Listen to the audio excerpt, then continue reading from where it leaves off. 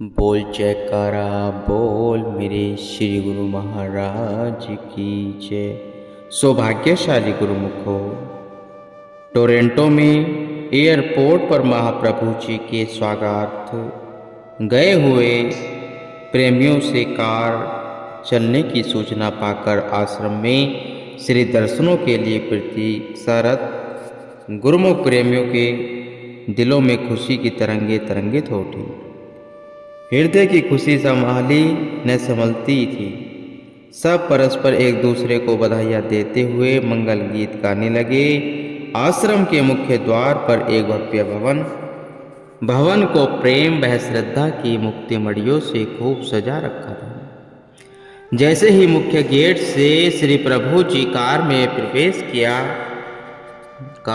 प्रवेश किया, सब ऊंचे स्वर में जयकारे बोलने लगे और बच्चों ने दीप जलाकर अभिनंदन किया।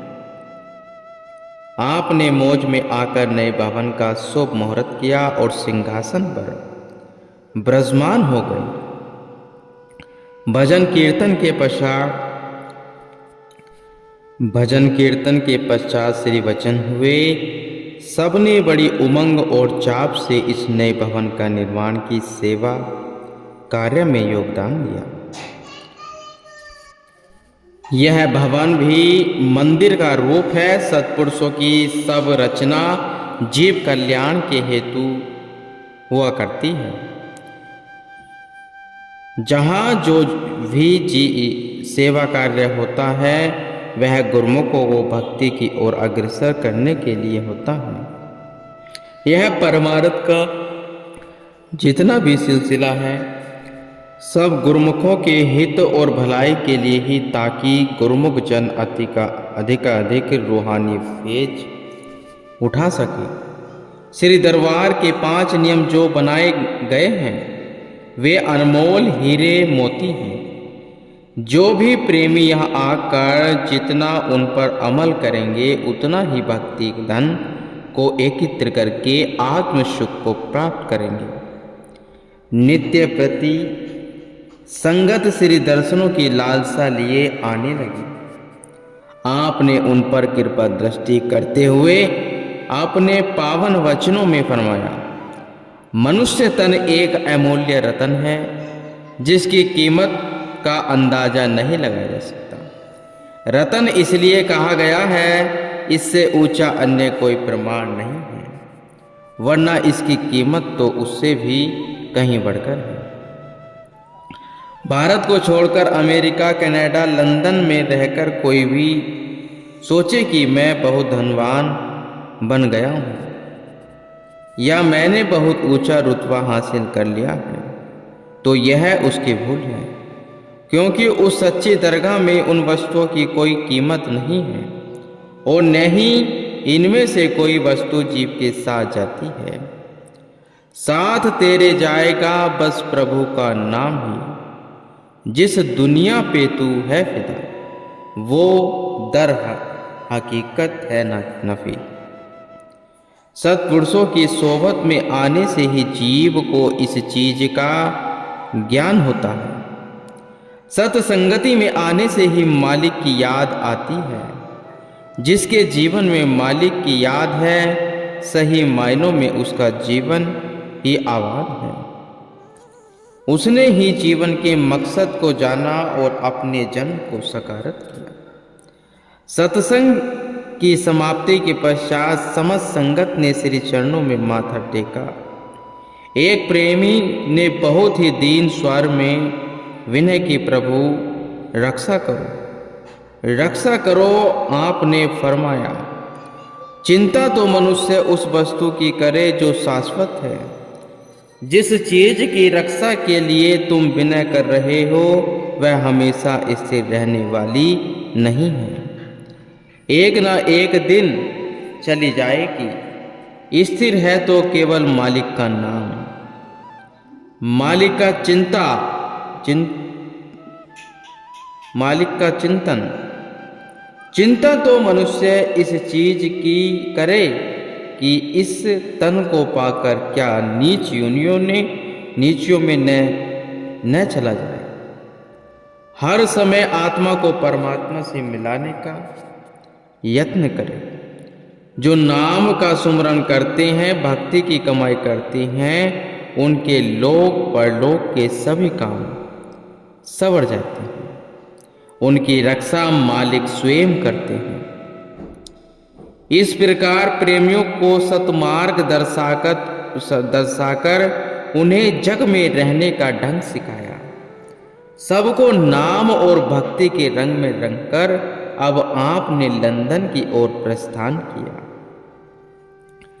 श्री सद्गुरु महाराज जी के श्री दर्शनों का अलौकिक दृश्य निरखकर लंदन वासी प्रेमियों के हृदय प्रफुल्लित हो उठे। नैनों से प्रेम अश्रु बहने लगे, होठों पर खुशी के तराने गूंजने लगे। सब प्रेमी मग्न होकर श्रीकार के आगे ढोल बजाते हुए नृत्य करने लगे। पिछली बार जब आपने यहाँ कृपा की तो काफी संगत दर्शन लाभ से वंचित रह गई थी। इस बार पूरी उमंग और उत्साह से संगत वहां उमड़ पड़ी। सबके दिल में श्री दर्शन पाने की तीव्र अभिलाषा थी। सबकी कुशलात पूछकर आप सबकी भावना पूर्ण करने लगे। जो प्रेमी जिस भाव से आया है उसने अपना सब दामन खुशियों से भरपूर पाया है। आपने साय समय एक पार्क में कृपा की। साथ में भक्त मंडली भी थी। मौज बस एक भक्त जी से पूछा कि भारत तो तुम जाते हो और यह बताओ कि श्री आनंदपुर कितनी बार आए हो। उस भक्त ने विनती की, स्वामी जी बिजनेस के काम से हर साल दिल्ली जाता हूँ, पर आज तक मैंने श्री आनंदपुर के दर्शन नहीं किए। आपने फरमाया, जिसने श्री आनंदपुर के दर्शन नहीं किए तो समझो उसने इस संसार में आकर कुछ भी लाभ नहीं उठाया। जहां सत्संग वह सेवा का लाभ मिले वहां तो जरूर जाना चाहिए, लेकिन मुख्य केंद्र के दर्शनों के बिना तो कमाई पूर्ण नहीं हो सकती। श्री आनंदपुर त्रिलोकी में महान और निराला है। यहाँ भक्ति, मुक्ति और सुख शांति के अखुट भंडार भरे पड़े हैं।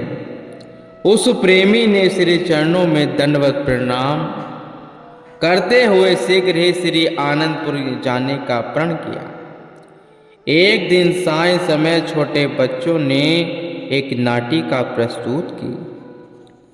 पहला बालक अपने माता पिता से मिले संस्कारों के अनुरूप प्रभु को पाने के लिए मूर्ति पूजा की विशेषता दर्शाने लगा।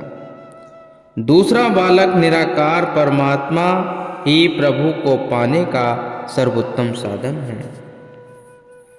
ऐसी भावनाओं से ओतप्रोत हुआ निराकार प्रभु की परम सत्ता का गुणगान करने लगा। तीसरे बालक के माता पिता को पूर्ण महापुरुषों की सुसंगति मिली हुई थी, अतः वह सेवा, सत्संग, भजन, सुमरण को परमात्मा प्राप्ति का सर्वोच्चम साधन बतलाने लगा। तीनों बालक एक दूसरे से बढ़कर अपने मत की विशेषता बता रहे थे। साधु वेश धारण किए बालक ने उन्हें पास बुलाकर कहा कि निसंदेह जो जिस चीज भावना से प्रभु प्राप्ति का साधन अपनाता है वह कभी न कभी अपने उद्देश्य में अवश्य सफल होता है। लेकिन युग पुरुष सद्गुरु की प्राप्ति से मनुष्य सरलता से अपने लक्ष्य की ओर बढ़ता हुआ अति शीघ्र ही मंजिल को पा लेता है। इतना कहकर चारों बालकों ने मिलकर श्री प्रभु जी का जयघोष किया और दामन पसारकर भक्ति की याचना करने लगे। आपने उन्हें आशीर्वाद प्रदान कर समस्त संगत के सम्मुख श्री वचन उच्चारण किए। कुदरत ने जो यह रचना रचाई है उसमें चांद, सूरज, पेड़, पर्वत व अन्य कई चीजें दृष्टिगोचर हो रही हैं। कुदरत ने जो यह रचना रचाई है उसमें चांद, सूरज, पेड़, पर्वत व अन्य कई चीजें दृष्टिगोचर हो रही हैं, जिनकी सुंदरता देखकर इंसान की बुद्धि दंग रह जाती है। दुनिया की हर वस्तु लुभावनी है। माया की इस झिलमिल में जीव की सुरती न अटक जाए और वह मार्ग से न भटके, इस हेतु सतमार्ग दर्शाने के लिए सत्पुरुष सुरती न अटक जाए और वह मार्ग से न भटके, इस हेतु सतमार्ग दर्शाने के लिए ही सत्पुरुष जगत में आते हैं और सत असत की निरख परख की आंखें वह सूझ बकसते हैं। जीव इस जगत में क्या संग लेकर आया है और अंत में क्या संग ले जाएगा, यह सब ज्ञान सत्पुरुषों की संगति से ही प्राप्त होता है।